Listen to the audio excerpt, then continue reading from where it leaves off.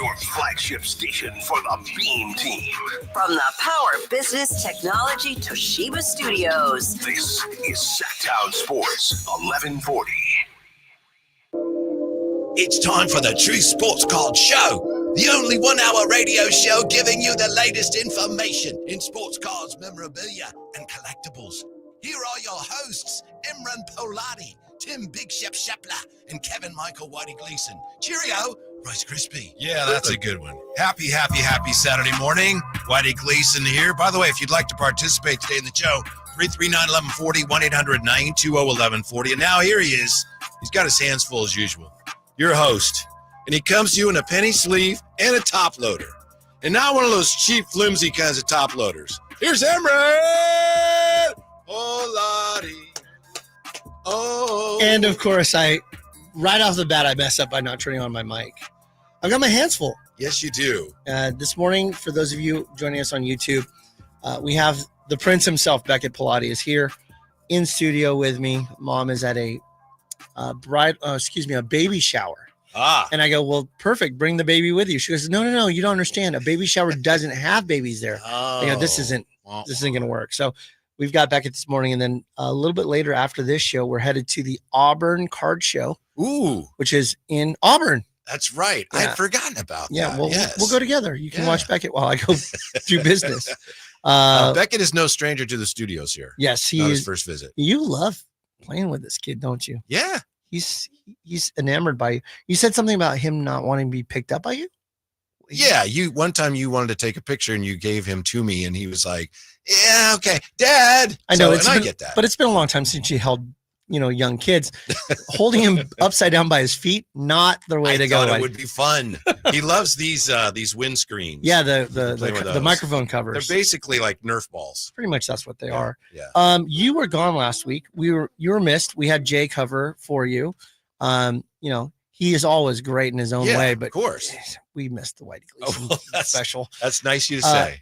Tell us about where you were, because you were at your grandkid's birthday party. Our youngest daughter's son, so our first grandson. Yeah, turned 1, so they had a party for him in the Presidio, actually, where they live. What's that? Yeah, the Presidio is the area. It used to be a military. Like they have a fort and a military installation right there by the Golden Gate Bridge, and they turned some of the barracks into dwellings, apartments where our daughter lives. So they had a party there, and it was tremendous. 1-year-old for Kenji. It was like you'd think it was, but he had a good time. So that's the main thing. Did you have a good time? Had a great time. Yeah, that's all I could ask for. Yeah, they had a wiffle ball there and a bat, and we didn't quite. He's only 1. So I roll it to him. We're getting there. We're getting there. I love it when they ask questions. Like sometimes we go for Beckett's evaluation with the doctor and everything. And they're like, they're going down the list of things to ask. Does he lift boxes with his knees? I'm all, these two. What are you talking about? Like, does he use proper form when he's extending it? What are his opinions of the tariffs? He looks at me while he poops. Like, what are you talking with opinion on the tariffs? Is it on my diapers? Yeah. So it's been a fun week. So this week has been a busy week for us at the shop. And I want to talk a little bit about my visit yesterday to PSA. So we'll talk about that in a little bit, but let's just do some quick housekeeping. My son, who I'm holding in my arms, somehow pounded on my laptop, and now I can't find the Google Chrome. So I don't know. I'm a little lost here at the moment. So I'm going to try to find it. I don't know how do you delete stuff, Beckett? You're really good at this. Attaboy. So while I tried to figure out how he deleted my entire browser, we are going to be at the Auburn Card Show today. So AJ is there right now. That's one of I wouldn't call it a legacy show yet, but it's been around for about 4 or 5 years. Well attended. They were giving out some swag bags worth about $100 of value for the first 100 people. Mm-hmm. They did an Instagram, like a story, and they showed a line of probably 100 people before the doors even opened. Mm-hmm. So it looks like it's going to be well traveled. A lot of people going to it. And then also at the same time, Donovan is out in Fairfield, California for a TCG Pokemon show. So Donovan's out there selling Pokemon, buying Pokemon, etc. He's our expert in the store anyway. So it's not like I'm pulling teeth to make him go out there. Right. But that's another show and Pokemon has exploded in interest, values, collectability. I think that if anybody's been on social media, they've seen they call them scalpers and scammers. I don't believe that that's what they are, but that's kind of their going slang word names of people that are just waiting for the restock and then pouncing, grabbing everything off the shelf. Your old version of Whitey Gleason, the collector, you know, when you were waiting for all the blasters to be coming out. Yeah. Going to Target, trying to figure out what day do you have deliveries? I just so happen to be looking for things near the counter. Oh, you brought out more cards? I didn't know that you had cards here. Yeah. I'll grab all of them. I remember I was there one time when the guy was restocking. Hey, when do you typically restock? I can't divulge that because of COVID. Literally. It's like, I can't tell you that. Okay. That's okay. What time do you guys open and close? I'll be here the entire day. What time is it now? And what day is it? I'm going to use that as a clue. Yeah. Last week, I did a little challenge. The hottest topic right now in every format is grading. Everybody wants to talk about grading. They want to grade their cards. They want to know about graded cards. They want to buy graded cards. As a vintage collector yourself, I think that you find grading important, but not as important to you personally as others. Can I tell you, please, a dumb reason why I feel that way sometimes? I love to get, and I've completed, I think, 3 sets now of vintage basketball, whole sets. And when they're graded, there's no binders you can put them in for the, when they're graded. Okay, so, I'm going to let you in a little secret. There is a binder that we do sell called a Preza, Preza binder, and it does hold graded cards. But what if you have some graded and some not? Why do you look? That's why it's a freezer or a refrigerator. Which one do you want? You got to pick. Right. So that's why I'm saying I'm not crazy get all your cards graded because you're not going to crack them. Yeah. True. Yeah. But as a vintage collector yourself, or somebody that collects cards that are 90s or older, do you really want your cards graded? I'm asking you. I mean, there's no wrong or right answer except for if you say that. I just keep going around in circles, and I don't know. Hopefully, this is something that other people, deal with. But there's some cards I have. Wow, it'd be great to have that graded so I can know how much it's worth. On the other hand, I don't have any plans to sell the Julius Erving rookie card. So why do I need to have it graded? So some people think about getting it graded in the sense of, and by the way, I'm blind. I cannot find my browser, Beckett. You did something and you deleted the entire. He's smiling. We can switch if you want. No. Okay, I mean, it's important that the technology guru as yourself should spend time on there. That's true. You can also text us on the text line because I don't know. Delete. Yeah, I don't know. That's what he just did. My kid just did that at 2 years old. Control deleted stuff. Can you delete our bills, honey? So I would just say that graded cards, people just want it encapsulated and to protect its integrity. I think over time you see how cards can get oxidized, change color. There's a lot of people that just say, get this thing in a slab. Let's make sure that it's as protected as possible. All right. So besides those 2 shows, I would like to talk about that massive card that we got graded. I interrupted myself and my train of thought. I apologize. Step back for a second. Last week, while you were not here, I put out a challenge to our listeners. There is the misnomer that a BGS 9.5, Beckett 9.5, will cross over pretty consistently over to a PSA 10. So when we talk about crossovers, what that means, listener, is that we're taking a card from one company and sending it to another company, and the new company will take it and cross-grade it into their equivalent. So a BGS 9.5, we send it over there slabbed already, not taking it out of the case or cracking it, and that we ask PSA, take it out and cross it over if it's a PSA 10 equivalent. A lot of people think that that's what we should do, right? It's 9.5 at one company, it's going to go to 10. So 10 at SGC, it should be a PSA 10.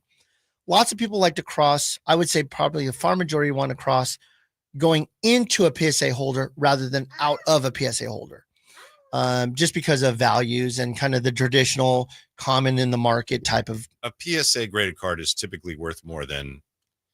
In almost all cases, with one exception, and that's a BGS pristine. Okay, gotcha. And even that has lost its multiplier a little bit. Yeah, it used to be like a 1.5 multiplier. If the card was $100 in a PSA 10, a BGS pristine would normally be between 1.25 to 1.5 times value of the 10. It's lost its luster. It's a little closer to 1.1 times. So a $100 card would be $110 or so, $115 in a BGS 10. Now, going back to the crossover, what I optioned people to do was come and bring in your cards, and I'll take one of your BGS 9.5s, and I will send it to PSA. I'm going to send 20 of them, 30 of them, and let's just see what happens. Let's see how many actually cross over from a BGS 9.5 into a PSA 10. And we got quite the response. A lot of people wanted to bring cards in. Now, if you look, BGS has 4 different subgrades: corners, edges, surface, and centering. I think it's the other one. Yeah. And each one of them has a 1 to 10 scale on each one of those subgrades. They mix them together, and that's what gives you the final grade. A 9.5 doesn't happen for the final grade unless 3 of the 4 categories are at least a 9.5, and 1 can be a 9. That's what's called a min gem. So that's the minimum piece, 4 quadrant for you to be able to actually get the a BGS 9.5. Then there's one called a true gem, TRUE gem, like True Sports Cards, and that's 9.5 in all 4 categories. And then there's True Gem Plus, all 9.5s and at least 110. So in order for you to get a 9.5 in BGS, you have to have at least 3 9.5s and a 9. So what I'm looking for is people to bring in the True Gems, the Min Gems, and the True Gem Plus, so that way we could see which ones would actually cross over to PSA.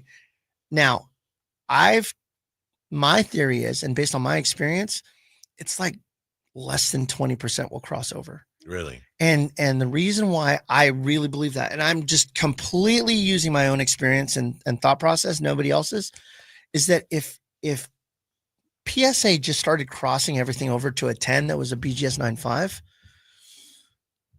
I think it would open the floodgates. I think people would look at it and say, well, why am I keeping it in a lower priced Beckett holder when I could just move it over to a PSA 10? You're a Beckett holder yourself. I'm a Beckett. I'm trying not to hold the Beckett as much as possible. He's running around. You know what he's playing with that people can't see? He's playing with the Vlade Divac's beanbag. Yeah. Like a Beanie Baby Vlade. Exactly. Yeah. Keep the pins away. I don't want it to be a voodoo version of it. I have a question. Yes. If let's say and so one thing, yeah, I got 4 more spaces for those of you that are interested in submitting it, and I'm doing it for free on your behalf. I'll do one of it. Yeah, I just want to have a nice collective to send and have a good sample size. So we're sending about 40 cards in this fashion to see what happens, and then we'll go through the reveals on a future show. Say, okay, here's what it was, and I'll put it on Instagram. We'll put it on our website so that way people could see. I think it's very interesting to see what kind of results we're going to get from that sample size. Yes. I have a question, real quick one. And by the way, if you have a question, 339-1140, 1-800-920-1140. You want to hit us up on the text line, we can pass it along to Emran. Maybe he can see it himself if he ever gets it. He deleted the browser. Mint condition. Let's say I buy a blaster, get a blaster somewhere, and I get a card of whoever, doesn't matter who, but it's like, it's brand new. There's nothing wrong with it except it's off center. Is that card still considered mint condition? Okay, so can an off center card be considered its mint condition? I think so, but in the category of grading or just us. Like if I were selling a card, what's the condition? Oh, this is mint. And there's a picture of it so people can see. Can an off-center card be considered, or is it near mint? Let me ask you, as a vintage collector that uses eye appeal on a lot of your decisions, what do you believe? I've always thought that mint means, it looks basically brand new. A lot of brand new cards do look like they're off-center. So this is something I've wondered about. To me, when I see something mint, I still feel like I can't assume the centering is. I'm with you. Okay. I think that eye appeal is the first part of considering of grading. When people come in and they say, hey, Emran, or my team members, do you think we should get this graded? The answer is, let's just start with centering. Yeah. I mean, it's left to right 30-70. Let's not even think that we're going to get a 10. So I think I need to do a future class on grading and what to grade, what not, and what not to grade. Yeah. It's no secret that within my shop, I'm the one that handles every single card to get graded, whether it goes to SGC or PSA. I handle all of it. I'm the one entering into the computer. I'm the one submitting it. And there are times that I'm looking and I'm like, remember, I'm not always at the shop, so my team members will take in the submissions. So when I work late at night and I'm uploading the submissions, I don't know the context as to why the person's grading the card, or I'm just reading the sheet and entering the card, and I see the card. And some of the cards, I'm like, why would they submit this card? Either it's really low in value, what are they doing? Or it's really off center. But when I call them to pick up their cards, I often will get the story. I got this card with my kid. It was our first one that we pulled. Like, the centering or the value doesn't matter to them. It's something that means something to them personally above all else. That's my son pulling down basketballs and helmets. What a great kid. What a great kid. We'll edit this out, right, Anthony? Yeah, there we go. Oh, we're live? Yeah, I got you. Oh, we're live? Okay, never mind. No. Yeah, don't see that. Thank you to both listeners for working through the patience with us on this. So I would just say that it really comes down to what the purpose is for the grading. And if you're asking about mint versus less than, it always starts with centering, because just the eye appeal itself is such a big deal in the grading game. Yeah. Okay. So, okay. By the way, real quick, I saw in The Athletic today, they have a piece about baseball cards, because baseball season's here. For a lot of people, you can't separate baseball season from baseball cards. They're synonymous. So they asked some of their writers, what is your favorite baseball card? Not necessarily the most valuable. And in some cases, I realized it's the same, but they just asked some writers, what's your favorite baseball card? And some of the stories were great. Like a guy said, I wanted to get that Ken Griffey rookie card, the Topps one, which I know is not worth much, but this guy said he bought the Ken Griffey rookie is at 89 Topps traded. Yeah. But they're talking about the 90 Topps with the trophy. Yeah. And the guy says he got 4 packs and opened them all and didn't find anything and threw them away. And then he realized, no, I bought 5 packs. So he went back in the trash as a kid. And then he gets, there's another pack, and opened it, and it was in there. So stories like that. That card is worth about $2. Yeah, I know. Yeah. I know. But that's the cool thing about people saying, yeah, it's not worth much, but it's my favorite card. Or it created a memory for me. Or, I remember being this age when I pulled it out of a pack, so they don't really care. Yeah. I would just say to you, it's actually very surprising that people that are in journalism for sports like yourself don't collect. It kind of blows my mind. It's like being a librarian and not reading books. Like, why would you not collect? This is your opportunity to really be a fan on a different level. That actually turns into some sort of actual investment. It's just weird to me. Yeah. That so many, and not only that, but so many are clueless about cards. Like, don't you want to generally know about cards a little bit? It's kind of surprising to me. Yeah, I'll tell you, they can be really useful in helping you keep track of who's who. And I know they don't update them, regularly, but, just get a pack of cards like, who's that? Oh, I've heard of that guy. He's on the Royals. He's actually pretty good. It kind of helps you keep I have track of strengths things. and weaknesses when it comes to cards. I mean, I don't know everything. I try my best. My weakness is prospects in baseball. The up and coming. You and Scott, before we got on air, talked a little bit about some of the prospects that were coming around. Mark Kreidler's son, Ryan Kreidler. Ryan plays for the starting center fielder for the Detroit Tigers, which is so. I didn't even really understand that, because I had people coming to the shop this weekend asking for Kreidler cards. Really? And I was like, yeah, wow, okay, why? And then I found out he was starting for Detroit. I was like, wow, okay, cool. Oh, that's cool. Yeah. So it was really kind of threw me off. So my weaknesses are prospects in baseball. And I would say that my strengths are obviously basketball and basketball draft. And I think basketball draft was a default because I've been a Sacramento Kings fan so long that it was our Super Bowl every year. Right. Like, I know exactly who Devin Carter is because I've been watching him, wondering where he'd end up in the draft, because we Kings will always have a lottery pick. Speaking of that, let's segue into that. This week's been a fun week for you, I'm sure, on Drive Guys. It's just there's so many fans that are either off the bandwagon or they've got 1 foot off right now. Yeah. We won yesterday as a team. And as you described it pre-show, it was a Not a must lose. win, it was a can't win. It's a can't win. That's you what win. you win. It's like, well, of course you won. Yeah, you're supposed to win. Yeah. And then if you don't win, oh God. That's it. You Yeah. suck. It's been a rough go. Mm-hmm. We're not in the job prognostication world. I don't want to do that with Doug. I have so much respect for him. But this has been a sinking ship, empty the water from from the boat kind of week. What's been the tone? I know that Kyle's been not calling a lot of the games, but he is obviously always involved in it. What's been the temperature from the fans at this moment? It's pretty chilly. Fans are just frustrated. You know, you look how far they've fallen, frankly, from the Beam Team year. And another thing that drives home that point to me, I was talking about this yesterday with Kyle Ledbetter. You look at how close the Kings came 2 years ago to knocking the Warriors out of the playoffs. You know, win 7 games. They were this close. Then last year, they did knock the Warriors out of the play-in.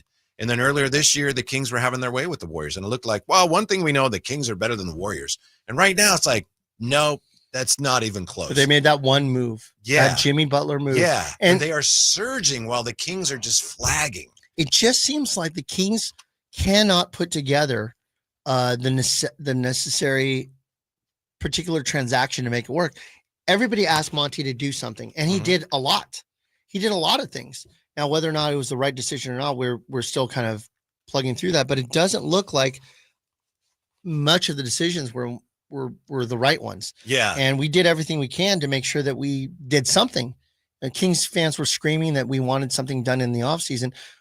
We overhauled the roster. There's no doubt about moves being made. It's just, could one of them really put the Kings over the top? And it just hasn't happened. It's almost like you got headphones, but someone keeps pulling the. I would describe it as such. Yes. Yes. The cord. Yes. Thank goodness we're sitting next to each other. Or else I'd be going, I have dead air. I have no clue what's going on. Our friend Jerry Randall's your friend of mine. He just says, you know, there's talent on this team, but the roster, the pieces just do not fit. So they're great individual. I would describe it as the way that they're playing ISO ball. Yeah. Right. Yeah. So DeMar, 18 dribbles, step back jumper, good. Other team scores a 3. Mm-hmm. Come down, step back jumper, good. Mm-hmm. We're playing 2 points versus 3 points all the way down the stretch. Yeah. And you're just never going to win like that because you're not getting any stops on the defensive end. Yeah. And they're shooting threes and they're shooting 45% from 3. And you're sitting there going, that's great that you're hitting a high ratio of jump shots, DeMar. But I just, things are not meshing at all at any given time. And and we're a card show. So let's talk about how that affects the values. I would describe it a lot. Again, I've used real estate as a reference point, similar as an analogy, because that's my background. And it's not that the house is worth less. It just has less interest in buying the home, right? So the house is the house, right? It has 3 bedrooms, 2 bath. It has a 3-car garage, whatever. But maybe the circumstances have made people say, the neighborhood just it has a lot of renters, or it has a lot of homeowners, whatever they're opposed to, and they just feel like, I like the house. It's just not. There also seems to be water under the house right now, and you're not sure where it's coming from. and everybody's looking at, are you going to call the plumber? How about you? Are you going to call the plumber? And we could pump it out, but is it going to come back? Why is the water under there in the first place? You know what? I'll just steer clear. I don't think, and again, I read the dirt sheets and I read King's Herald. I read a lot of those different comment sections, and you get a lot of, well, I'm going to turn off the TV. I'm just not interested in this team anymore. I give up, whatever. I've been reading these long enough to know you are not leaving, commenter. You'll be back next year. You'll be back next week. You'll be back 3 years from now. You are a Kings fan. That's why you're on sites. That's why you're doing what you do. It's okay to be irrational. It's okay to vent frustrations. We're all frustrated. But I think that if you're truly a Kings fan, if you are a Kings fan through and through, you're going to want to collect those cards. And whether you like the way that they're playing or not, you're going to want a Keegan Murray rookie auto. You're going to want a Keon Ellis auto. You're going to want a Doug Christie autograph card, which they still do insert into packs. So if you're a fan, be a fan and enjoy what we have. I think we're sometimes forgetting, and I'm not trying to sugarcoat this, but we were 9 years ago, a blink away from losing our team completely. Imagine being Oakland right now. They have nothing there. San Francisco for the Warriors, both major league teams in both baseball and football have left, and they're a major city in the United States. And we are fortunate enough to have not only the Kings, but now the A's. And I just want to just take a step back for a second, come back off the ledge, and realize that we're very blessed to have the opportunity to have a major league city with now 2 major league teams. I don't know how Sacramento's feeling about the A's. We'll see. I'm going out there Monday and Tuesday, but you know, the first game was a little rough. it was. It couldn't have gone any worse. Yeah, We didn't talk about that last week. 18-3. Right. Was that what it was? Yeah. Well, because that was Monday, so you guys, yeah. Oh goodness. Uh-huh.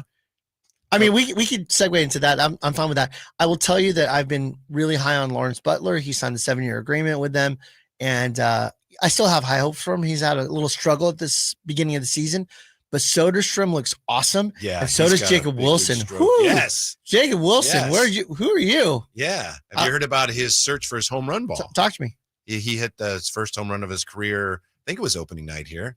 And he hadn't been able to find the ball. And As in, like it's underneath the bleachers somewhere. they don't know or there's who a ended person up with it. Okay. And if you look at the replay, it doesn't look like it went into the seats. And we don't know. It's obscured from view once it goes out. And it could have bounced somewhere. But he asked Matt George from one of the TV stations here, Newsstand. He asked him, can you?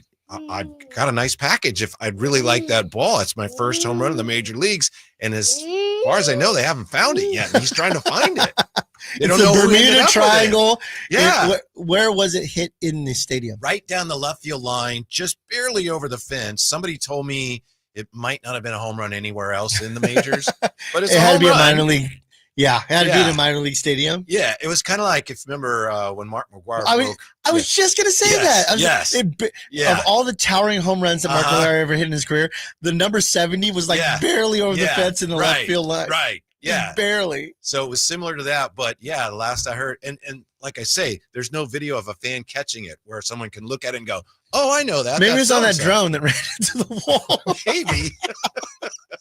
That was Maybe. the Sacramento A's home opener was the comedy of errors that I'd never. It was so Woo! funny. Yeah. I watched everything on the replay because I was not available at that time, so I recorded it. 18-3, drone hits the wall. Broadcast went out for a little bit. Like it Mhm. could. It was Mhm. like, oh, these are the A's. They just happen to be in Sacramento. I also saw on social media, no one else talked about this, so I'm not sure it's true, but a bat flew in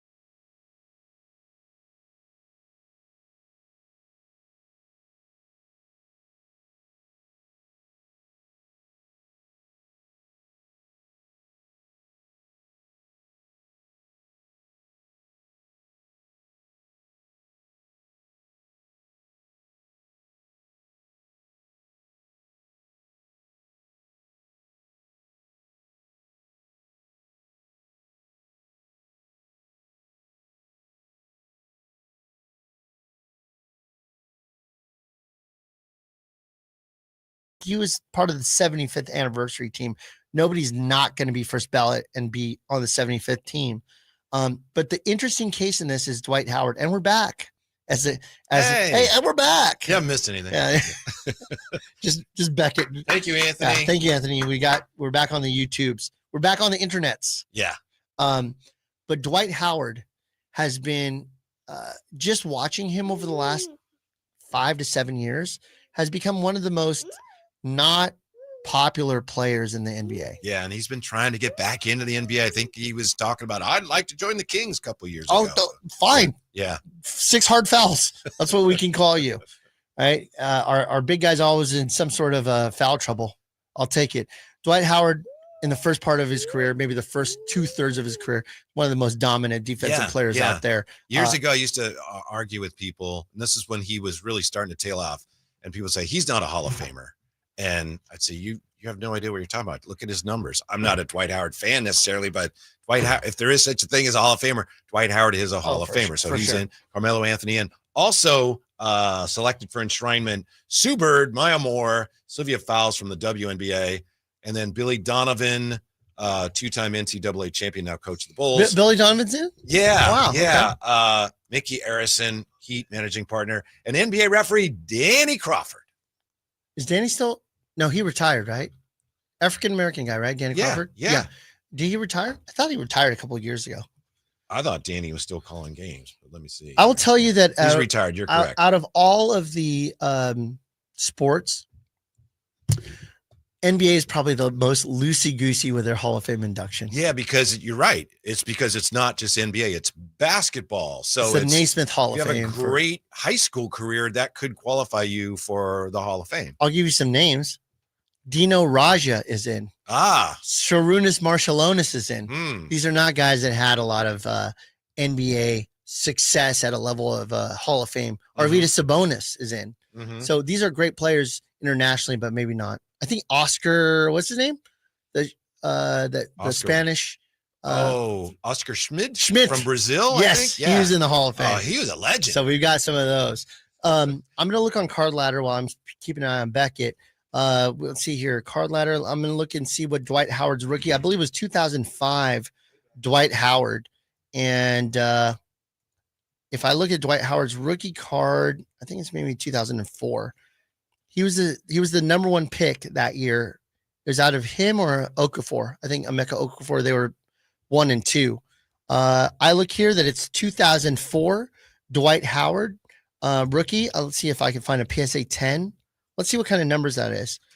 So the Topps Pristine Refractor PSA 10, that's a rookie refractor numbered out of $5.99. PSA 10 goes for $85.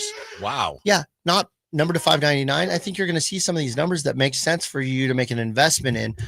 Again, Dwight Howard will be known as one of the top big men in our probably top 20. Would you say?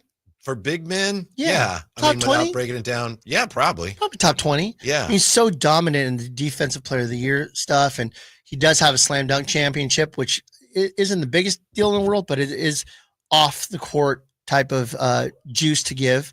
So yeah, I'm thinking that Dwight Howard might be a nice little small bump up from his Hall of Fame induction. And he's looking for a camera to talk in front of. He's been doing now multiple interviews, whereas Melo hasn't done as many. And I think that the more that you're in front of a camera, the more that you're in front of a microphone, the more visibility and the more collectability that may happen from it. It's an interesting case because the numbers show, wow, great player, though. Other than the Lakers, he hadn't won a championship. So him as the guy that never won a championship, 2009, they got to the finals, but he just doesn't have that likability factor. That's true. And Kobe said some disparaging things about him. People don't look at him like, oh, Dwight Howard. It's more like, yeah, fairly or unfairly. That's just how he's viewed, which impacts his value of his cards. If I was to be buying a collection or something, Dwight Howard's rookie card would be a throw-in for me. Like, okay, I'll buy the Mahomes and I'll buy this and I'll buy that. And why don't you throw in that rookie Dwight Howard? Now it might be not necessarily a central piece of a collection that you're trying to purchase, but it's definitely like more than just throw in. You know who was at one time like highly sought after rookie card, and now it's like, Don freaking Mattingly. Remember Don? 84 Don Russ. Yes. there was like a 6-year period where he was like maybe the best player in baseball. Which is so shocking to me that you take players like Harold Baines, who has sustained pretty good, and you put him into the Hall of Fame, but you take a Mattingly, who was a dominant player for a good amount, 6 On years the or so. Yankees too. Yeah. Yeah. And although it was right before there was one returned to year their he glory hit days. like 6 or 8 grand slams in 1 year, and had not hit. I think he had one all of the rest of his career. So he had a really dominant year. I remember collecting Mattingly at 84 Don Russ, where it was the close up of his face, clean shaven. And I think the Yankees put in a policy after Mattingly retired that they wanted everybody clean shaven. And Mattingly had the goatee. And I think they very recently rescinded that. Very recently. Yeah, yes. like within the They last just 3 or did, 4 yeah. years. But Yeah. Mattingly and the mustache was Mhm. such a dominant player, and everybody wanted to be like him. So, Anthony, you got baby duty at this point, man. Just make sure he doesn't unplug anything left. Yeah. So that's a guy whose rookie card's like, oh my goodness, you got to collect these. It's one of those things where I don't even think Mattingly's even on Veterans Committee anymore, because you remember they go 15 or 20 years. Peaked and then just flamed out with back injuries and things. Yeah. I can't remember where he went to after the after the Yankees. I know he coached the Marlins. I know he coached the Dodgers. He did some coaching stints at places and was very successful, but I can't remember where he went to after the Yankees. I didn't think he went anywhere. I remember he retired, and I think Tino Martinez replaced him. And then all of a sudden, the Yankees were good again. So that was another thing that worked against Mattingly. He was there right before they got really good again. Yeah. Yeah. Just kind of bouncing around as we're opening this conversation. Brandon in the chat, YouTube chat, says everybody wants a Keon Ellis auto. He can confirm that. I'll tell you that Keon Ellis has been a nice addition to the team on a regular rotation basis, but his play recently has not been very inspiring. I think he scored 3 points yesterday. Malik is now coming off the bench. I just feel like the starting guards or point guards are struggling. I don't think we had Devin Carter available yesterday, but the Keon and Malik. Yeah, I think he played a little. He was questionable. I think he got in a little bit yesterday. Kings didn't need him. Yeah. Kings didn't need him. I started watching the beginning of the game on replay because I got home kind of late yesterday from PSA, which we should talk about. And I saw the Kings falling behind. I knew they ended up winning already before I started watching, so it was fine. But we got a challenge, I think, next day. Tomorrow and the next day, Cleveland, Detroit.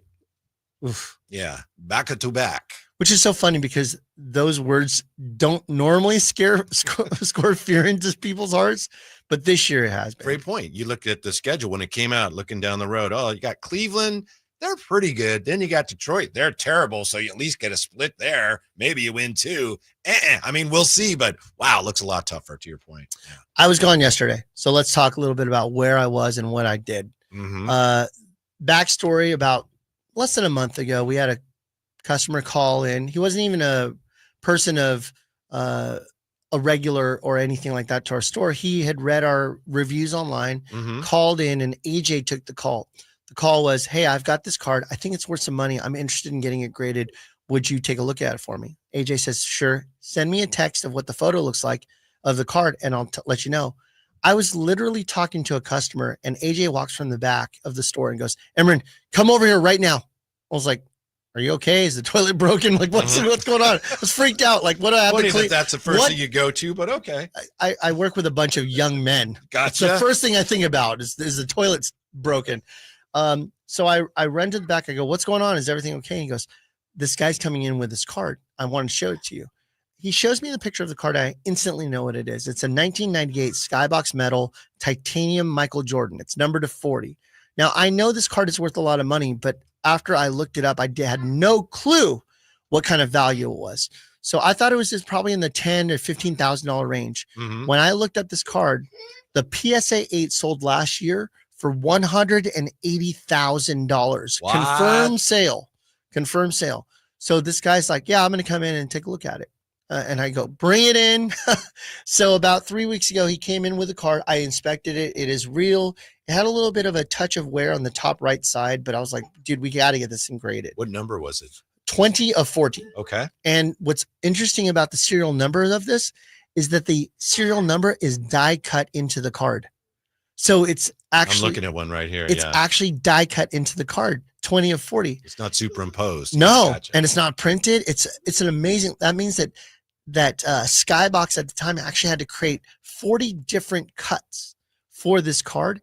In addition to that, Whitey, there's multiple players of this, meaning that they had to have a die for 19, they had to have a die for 20, 21, 22 for not only each player, but each card. So you have all these, and the difficulty of getting this card graded, and you can see it if you follow us on Instagram, True Sports Cards, that there's multiple die cuts throughout the card that are like pinholes. So it's a true crazy die that they use to be able to cut this creation, and very limited. And it's so easy for one of the little things to flake off and break. So I was just stunned at this card. I couldn't believe what we were looking at. And I was like, well, we need to get this card graded. It's going to cost a lot of money to get graded. And he's like, well, I certainly don't want you to put it in the mail and, cross my fingers with tracking. So I go, okay, I'll go one step better. Why don't we fly down there to PSA, which is in Southern California, and let's just take a look and let's get it done same day. So yesterday was the day. I kind of kept it private. I didn't want anybody to know that I was flying with this thing. And we ended up taking it in. I set the appointment. We walked in with a card. We handed it to PSA. Yeah. And they took most of the day. I had to even extend my flight home a little bit later than it was because we handed it to them at 9. In the morning? Yep. And they handed it back to us at 5:15 or so. And it was one of those things where. Did you have to wait in the lobby the whole time? We went to go eat and we kind of farted around, and we also got a wonderful tour. Which of the PSA facility. And as an authorized dealer, I was able to do that. Now I want to say something here. What I saw, they've told me yesterday before I left, I know you have a radio show. Please don't tell anything what's behind the scenes. I will respect their decision on that. But I will say there was nothing like that. You would like, you wouldn't believe it, right? I mean, it's interesting, but it's nothing like, there's no secrets or anything, right? No, there's secrets. Okay. All right. There's secrets. Right. I will say this. The staggering amount of cards that come in for that grade. I mean, it's staggering to the point where you're like, this cannot be real. You ever see the I Love Lucy eating the chocolates off of the conveyor belt? Sure. It was like that. It was like that, where you're like, what do I do? There's cards just keep coming in. What do I do? I will say this, that when you send a card in, it's not going in a bucket and everybody going, oh yeah, I think it's over there. It is a highly, highly systematized way of getting your card from receiving to out the door. And it's amazing and staggering the amount of process that they go through. I'll leave it at that. And now I understand that I can't call my manager and go, hey, can you find this card for me? It's like, it's just too many for them to be stopping and knocking that through. And I'm learning that too, as we increase our efficiency and new listings on eBay, and we're getting it bigger and bigger. I just hired somebody to pick the cards that coming from transactions that we're closing. At some point, you're just like, wow, this is very overwhelming. And I'm at 1/10 of 1/10% of what PSA is doing. And it's overwhelming for us within our warehouse to do the process of something like this. So we did PSA. We went there. I went with my client. We got it graded. He revealed it. He doesn't want to be revealed, but we revealed it on our Instagram again. It got a PSA 8.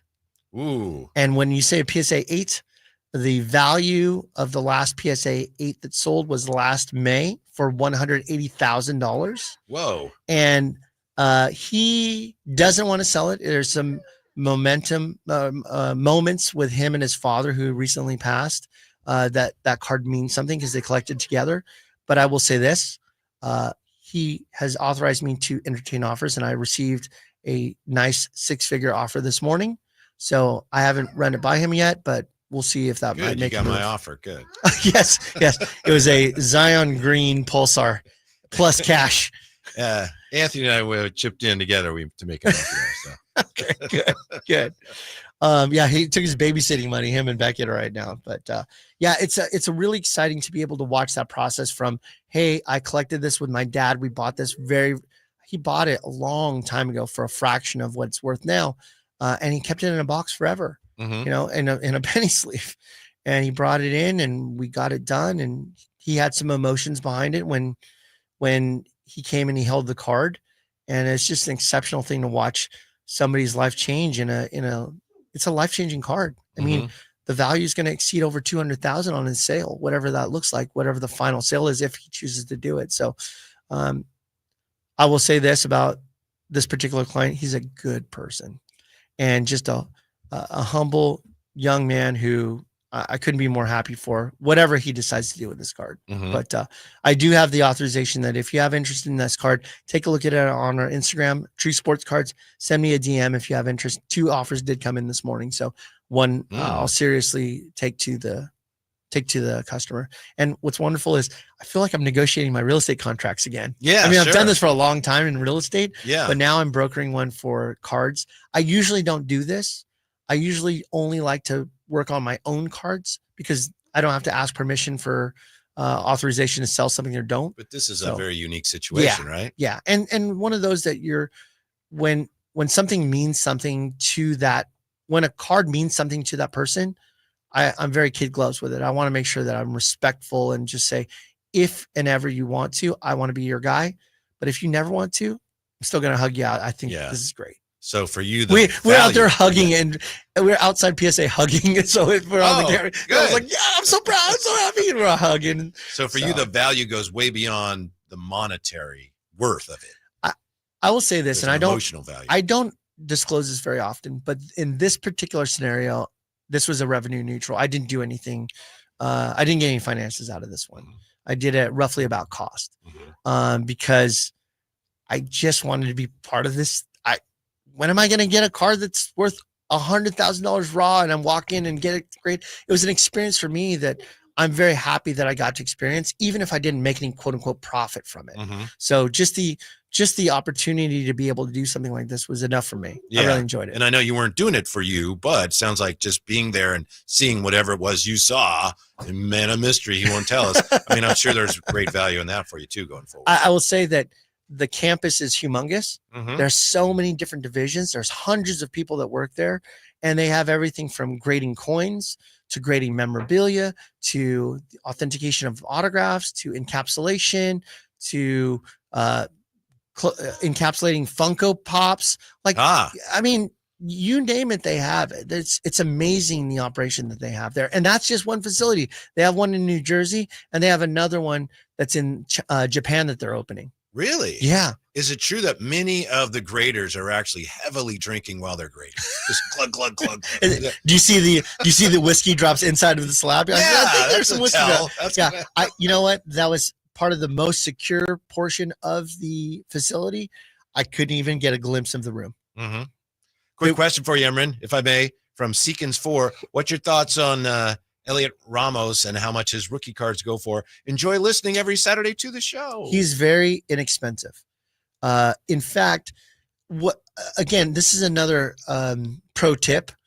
If you are just wanting an autograph of your favorite player, particularly a Giant, and you're just like, I want a Ramos auto, I want a Matos auto, I want a Yastrzemski auto, even Fitzgerald, these autos, and you're okay with you're price sensitive, you want to stay really low on the budget, but you want an authentic auto, look at alternatives like Wildcard and Leaf. They're very inexpensive. You could get a Ramos autographed slab card from Leaf for like under $10, but it's real. You don't have to worry about whether or not it's fake or not. So, but if I'm worried at all about future value, it's probably not going to ever amount. Yeah, but it depends on what you're trying to get. Of course, right? Of course. Like I always start when somebody comes in particular, maybe not a collector, like a mom or a grandma or a grandpa that says, my son, I want to get my grandson, I want to get something. I always start with, well, what price point do you want to stay around and who's their favorite player? If they said the Giants and Ramos, I'd go, hey, I got a $10 autograph right here. And they're thrilled. And so is the kid because they're able to get this. And I would say that it's just mispriced assets. It's not necessarily anything that's not of value.